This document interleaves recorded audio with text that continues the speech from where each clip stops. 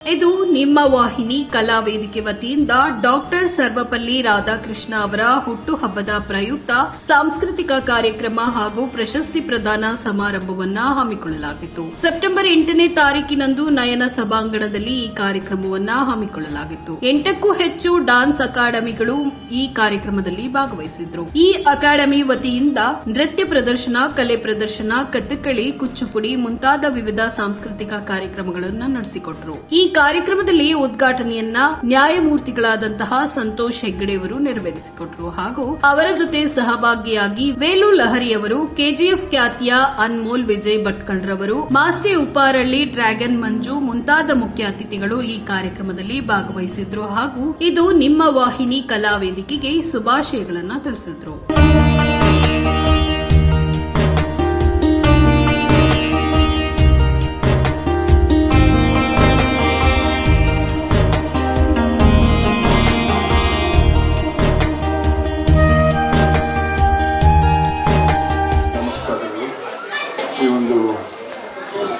ಸುಂದರ ಅರ್ಥಪೂರ್ಣ ಕಾರ್ಯಕ್ರಮದಲ್ಲಿ ಭಾಗವಹಿಸಕ್ಕೆ ಬಹಳ ಹೆಮ್ಮೆ ಅನಿಸ್ತಾ ಇದೆ. ಯಾಕಂದರೆ ಇದರಿಂದ ಎರಡು ಸಂದೇಶಗಳು ಸಮಾಜಕ್ಕೆ ಹೋಗ್ತವೆ, ನಮಗೂ ಸನ್ಮಾನ ಕೊಡ್ಬೋದು ಅಂತ. ಆ ಹಿನ್ನೆಲೆಯಲ್ಲಿ ಈ ಸಮಾಜದಲ್ಲಿ ಶಾಂತಿ ಸೌಹಾರ್ದ ಜಾಸ್ತಿ ಆಗ್ಬೋದು ಅಂತ ನಾನು ತಿಳ್ಕೊಂಡಿದ್ದೇನೆ. ಈ ದೇಶದಲ್ಲಿ ಕ್ರಾಂತಿ ಆಗ್ಬೋದು, ಕ್ರಾಂತಿಯಲ್ಲಿ ಗೆದ್ದವರು ಯಾರೂ ಇಲ್ಲ. ಈ ದುರಾಸೆಗೆ ಯಾವ ಮದ್ದು ಇಲ್ಲ. ಕಾನೂನಿನ ದುರಾಸೆಗೆ ಒಳಗಾದವರು ಹೆದರಲ್ಲ. ಇವತ್ತಿನ ನ್ಯಾಯಾಂಗ ಪದ್ಧತಿಯಲ್ಲಿ ಒಬ್ಬ ವ್ಯಕ್ತಿಗೆ ಶಿಕ್ಷೆ ಆಗಬೇಕಾದ್ರೆ 25-30 ವರ್ಷವಿದೆ. ಅವನು ಯಾವುದಕ್ಕೂ ಹೆದರಲ್ಲ, ಹಣ ಇದ್ರೆ ಸಾಕಂತ. ಬಂಧುಗಳೇ, ಇದಕ್ಕೆ ಒಂದೇ ಒಂದು ಮದ್ದು, ತೃಪ್ತಿ ಅನ್ನೋ ಒಂದು ಗುಣ. ನಮ್ಮ ಹಿರಿಯರು ಕಟ್ಟಿದಂತಹ ಮೌಲ್ಯ, ಇದ್ದದ್ರಲ್ಲೇ ಸಂತಸ ಪಡೆಯುವಂತಹ ಒಂದು ಗುಣ ನಮ್ಮಲ್ಲಿ. ಶ್ರೀಮಂತನಾಗಿ ತಪ್ಪಿಲ್ಲ. ನಾನು ನಿವೃತ್ತನಾದ ಮೇಲೆ ಅಪ್ಲಿಕೇಶನ್ ಮಾಡಿ ಬಹಳಷ್ಟು ಹಣ ಮಾಡಿದ್ದೇನೆ, ಆದರೆ ಎಲ್ಲೂ ತಪ್ಪು ಮಾಡಿಲ್ಲ.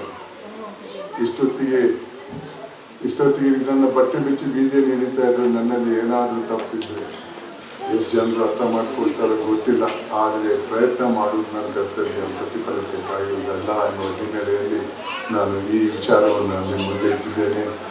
ಈ ಒಂದು ಕಾರ್ಯಕ್ರಮದ ಉದ್ದೇಶ ಕೂಡ ಅದೇ ರೀತಿ ಇರಬಹುದಂತ ನಾನು ತಿಳ್ಕೊಂಡಿದ್ದೇನೆ. ಈ ಎರಡು ಮೌಲ್ಯಗಳನ್ನು ಅಳವಡಿಸುವಂತಹ ಪ್ರಯತ್ನ ಆಗಿರಬೇಕು. ಇವತ್ತಿಗೆ ಪ್ರಶಸ್ತಿಯನ್ನು ಪಡೆಯುವಂಥ ಎಲ್ಲ ವ್ಯಕ್ತಿಗಳಿಗೆ ಅಭಿನಂದಿಸ್ತಾ, ಈ ಒಂದು ಕಾರ್ಯಕ್ರಮವನ್ನು ಆಯೋಜಿಸಿದ ಎಲ್ಲರಿಗೂ ಅಭಿನಂದಿಸ್ತಾ ನನ್ನ ಮಾತಿಗೆ ವಿರಾಮ ಕೊಡ್ತಾ ಇದ್ದೀನಿ. ವೇದಿಕೆ ಮೇಲಿರುವ ಗುರುಗಳಾದ ಸಂತೋಷ್ ಹೆಗ್ಡೆ ಸಾಹೇಬರಿಗೆ, ವೇದಿಕೆ ಮೇಲಿರುವ ಎಲ್ಲ ಸ್ನೇಹಿತರಿಗೆ, ವೇದಿಕೆ ಮುಂದೆ ಇರುವ ಶಿಕ್ಷಕರು ಮತ್ತು ಕಲಾವಿದರಿಗೆ ನನ್ನ ಹೃದಯಪೂರ್ವಕ ನಮಸ್ಕಾರಗಳು. ಇದು ನಿಮ್ಮ ವಾಹಿನಿ ಕಲಾ ವೇದಿಕೆ ಅಂದರೆ ನನಗೆ ಕಿಶೋರ್ ಅವರು ನಾನು ರಿಷಿಕೇಶಿಂದ ಫೋನ್ ಮಾಡೋರು. ರಿಷಿಕೇಶ್ ಅಂತ ಹೇಳಲೇಬೇಕಾಗುತ್ತಿಲ್ಲ. ನನ್ನ ಕಸಿನ್ IAS ಆಫೀಸರ್ ಆಗಿದ್ದಾರೆ, 22 ವರ್ಷ ಅವನಿಗೆ. ಆ ಅಕಾಡೆಮಿಗೆ ಮಸೂರಿಗೆ ಹೋಗಿದ್ದೆ ನಾನು, ಸೊ ವ್ಯಾಲಿಡೇಷನ್ ಇದಕ್ಕೋಸ್ಕರ. ಕೆಲವು ರಿಷಿಕೇಶಲ್ಲಿ ಆರತಿ ಮಾಡುವಾಗ ಆರತಿ ಮಾಡೋ 10 ನಿಮಿಷಕ್ಕೆ ಫೋನ್ ಬಂತು. ಸಜ್ಜನರು ಫೋನು ಆರತಿ ಮಾಡೋ ಕೂಡ ತಗೋಬೋದಂತೆ. ಸೊ ಆ ಥರ ಸಜ್ಜನಿಕೆ ಇರುವಂಥ ವ್ಯಕ್ತಿ ಕಿಶೋರ್. ಅವ್ರು ಮಾತಾಡಿದ ರೀತಿಯಲ್ಲಿ ನಾನು ಇವತ್ತು 4 ಕಾರ್ಯಕ್ರಮ ಆಯಿತು. ಏನೇ ಆಗಲಿ ನಾನು ಖಂಡಿತ ಬರ್ತೀನಿ ಅಂದೆ. ಯಾವಾಗ ನಾನು ಇನ್ವಿಟೇಷನ್ ನೋಡಿದ್ನೋ ಅದರಲ್ಲಿ ಸಂತೋಷ್ ಹೆಗ್ಡೆ ಸಾಹೇಬರ ಹೆಸರಿತ್ತು. ಅವ್ರು ಅದು ನೋಡಿದ ಇಟ್ಕೊಂಡ್ರೆ ಫಸ್ಟ್ ಈ ಕಾರ್ಯಕ್ರಮಕ್ಕೆ ಬರಬೇಕು ಅಂತ ಮನಸ್ಸು ಮಾಡ್ಬಿಟ್ಟ.